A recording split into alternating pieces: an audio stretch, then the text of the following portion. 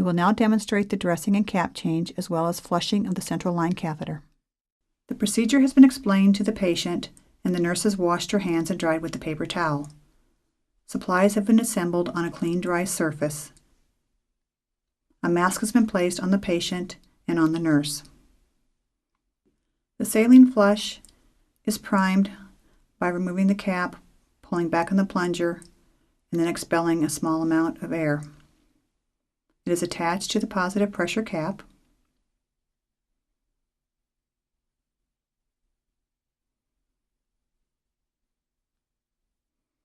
And the cap is held inverted to prime, tapping the cap to remove any trapped air. It is set aside for later use. The nurse will put on a pair of sterile gloves.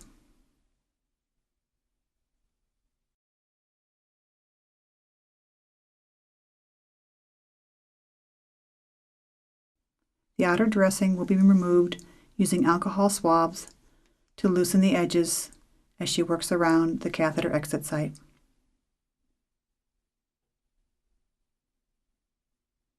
It is important to loosen the dressing working around the catheter to prevent tension on the catheter exit site. Once the dressing is loosened, the catheter is stabilized and the outer dressing is removed in the opposite direction from which the catheter exits.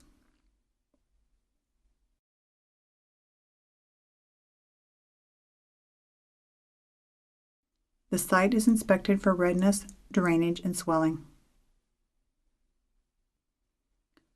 The sterile gloves are removed and the hands are cleansed with hand sanitizer.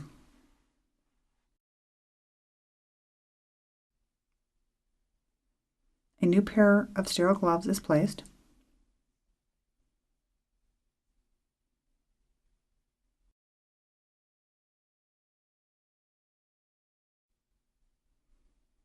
The nurse will now use alcohol swab sticks to defat the skin and remove any excess adhesive at the site.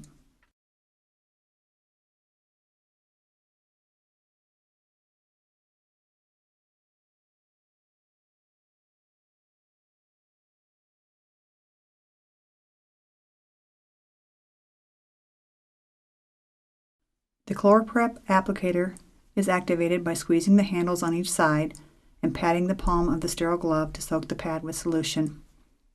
Using firm pressure, the skin is scrubbed around the catheter exit site, covering an area equal to the transparent outer dressing. The scrub is done for 30 seconds. It is then allowed to dry for a full 60 seconds. The outer dressing will adhere better if the ChlorPrep is allowed to dry thoroughly. At this time, skin prep may be applied to the site if needed. This is an optional step.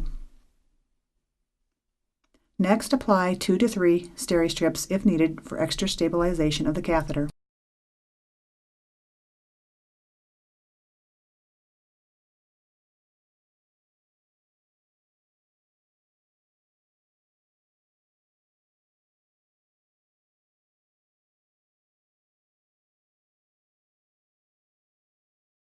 Apply the transparent dressing over the site at this time, centering the exit site in the middle of the dressing.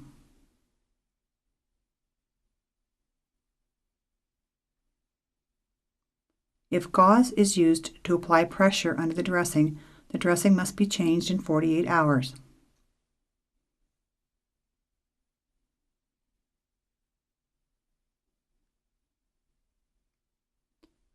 A tape strip should be applied to the bottom of the dressing where the catheter emerges to prevent the dressing from pulling up in this area.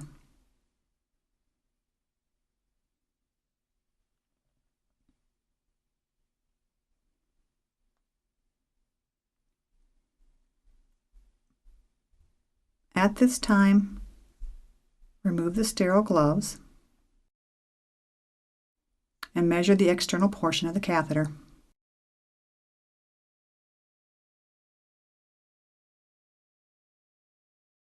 Label the dressing with the date and these measurements and record them on the flow sheet and in the progress note.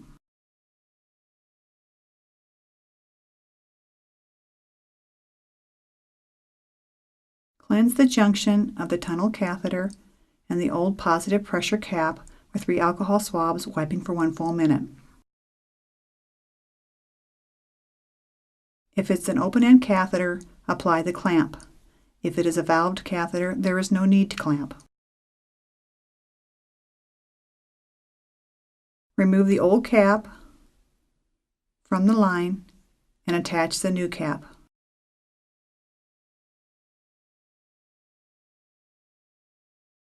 Check for a blood return, then flush the catheter using a push-pause motion, stopping before the last half milliliter is inserted.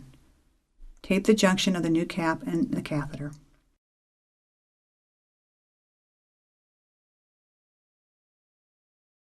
If the catheter does not flush easily, it may be necessary to redress the site as there may be a kink in the catheter. Document the procedure in the progress notes.